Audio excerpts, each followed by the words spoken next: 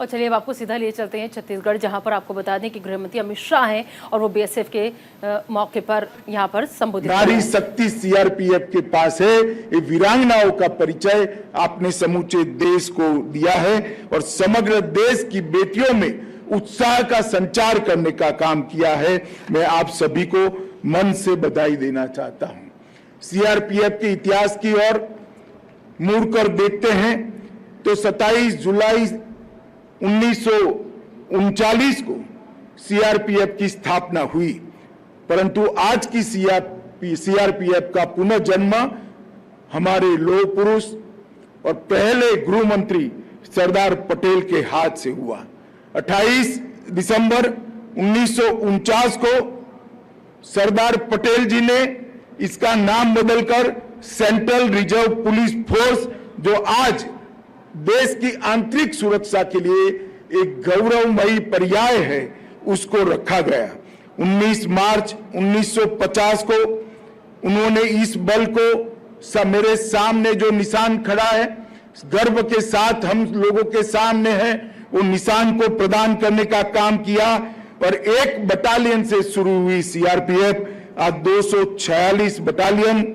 4 zonal मुख्यालय, 21 sector मुख्यालय, 2 परिचालन सेक्टर मुख्यालय, 17 परिचालन रेंज और 42 प्रशासनिक रेंज के साथ 3.25 लाख से ज्यादा नफरी के साथ देश का सबसे बड़ा सीएपीएफ है। इसका हम सभी को गौरव है।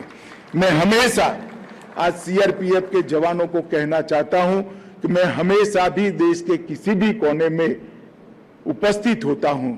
और किसी अप्रिय घटना का समाचार आता है और साथ में ही जब आता है कि वहां पर सीआरपीएफ पहुंच रही है, तो मैं निश्चिंतता के साथ अपने आगे के कार्यक्रम को चालू रखता हूं, क्योंकि मुझे भरोसा है कि एक बार सीआरपीएफ वहां पहुंचने के बाद गलत मंसूबे वाले सारे लोगों को नसीहत करे बगैर सीआरपीएफ का जवान वापिस नहीं लौट सकता। ये भरोसा पूरे देश की जनता को है और मैं आज देश की जनता की ओर से आप सभी को ये बताना चाहता हूं कि आंतरिक शांति और आंतरिक सलामती, ये दोनों के लिए देश की जनता का संपूर्ण भरोसा इस बल पर है और वो आपके साहस और शौर्य के आधार पर ही निर्मित हुआ है। लद्दाख के हॉट स्प्रिंग में 21 अक्टूबर 1959 को चीनी सेना का मुकाबला करते हुए एक अदम्य साहस और बलिदान की भावना का परिचय देते हुए सीआरपीएफ के जवानों ने शहादत दी और वो शहादत को अमर रखने के लिए कृतज्ञ देश ने 31 अक्टूबर को ही पुलिस स्मृति दिन के रूप में मनाने का निर्णय किया। वो सीआरपीएफ और देश के गृह मंत्री दोनों के लिए बहुत गौरव का विषय है और आज नरेंद्र मोदी जी ने चाणक्यपुरी में भव्य राष्ट्रीय पुलिस स्मारक बनाकर हर 21 अक्टूबर को वहां शहीद पुलिस के जवानों को श्रद्धांजलि देने का कार्यक्रम और पूरे वर्ष देश भर के स्कूली बच्चों को देश भर में शहीद हुए वीर जवानों का परिचय कराने का एक स्मारक बनाया है। वो हम सब के लिए गर्व का विषय है। 9 अप्रैल 1965 को सीआरपीएफ ने कच्छ के रेगिस्तान में सरदार पोस्ट पर पाकिस्तानी सेना का बहादुरी से मुंह तोड़ जवाब दिया और इसीलिए 9 अप्रैल को पूरा देश शौर्य दिवस के रूप में 9 अप्रैल को मनाना है। पुलिस दिन और शौर्य दिन दोनों सीआरपीएफ के अकाउंट में ही जमा हुए हैं। ये इस बल की बहुत बड़ी उपलब्धि है। लोकतंत्र तभी जीवित रह सकता है जब इसकी सुरक्षा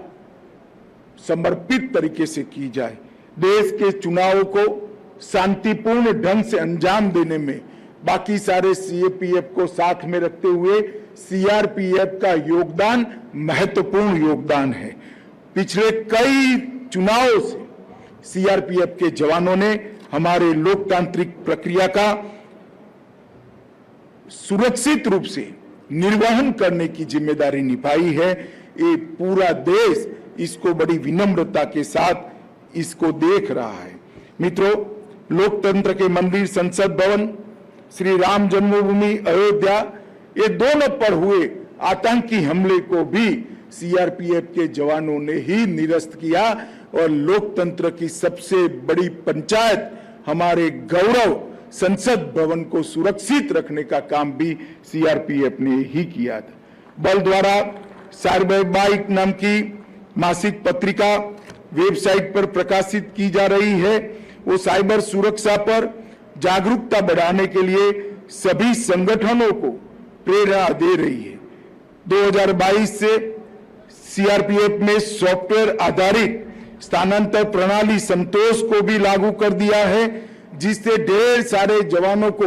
जो अन्याय होता था नेग्लिजेंसी के कारण, वो अन्याय का निवारण हम टेक्नोलॉजी के आधार पर कर पाए हैं। मित्रों, आज जब मैं बस्तर में खड़ा रहकर बोल रहा हूं, तब मैं इतना जरूर बताना चाहता हूं कि हमारे सुरक्षा बलों ने वामपंथी उग्रवाद के खिलाफ विगत 9 सालों में एक मजबूत लड़ाई लड़ी है और हर मोर्चे पर हमने विजय हासिल की है। उनको पीछे धकेलने में तो सफलता प्राप्त की ही है, परंतु साथ साथ जो वामपंथी उग्रवादी आदिवासियों के विकास के बीच में रोड़ा बने थे, ना स्कूल वहां पहुंचती थी, ना दूरसंचार वहां पहुंचता था, मोबाइल टावर नहीं बनते थे, रोड नहीं पहुंचते थे, सस्ते अनाज की दुकानें नहीं पहुंचती थी, फ्री ऑफ कॉस्ट चावल नहीं पहुंचता था, अस्पतालें नहीं बनती थी, स्कूलें नहीं बनती थी, कॉलेज का सवाल ही खड़ा नहीं होता था। ये सभी विकास कार्यों के आगे से विघ्न हटाने का काम और उसका यश किसी एक बल को जाता है, तो मैं देश के गृह मंत्री के नाते इसका संपूर्ण यश सीआरपीएफ के बहादुर जवानों को देना चाहता हूं।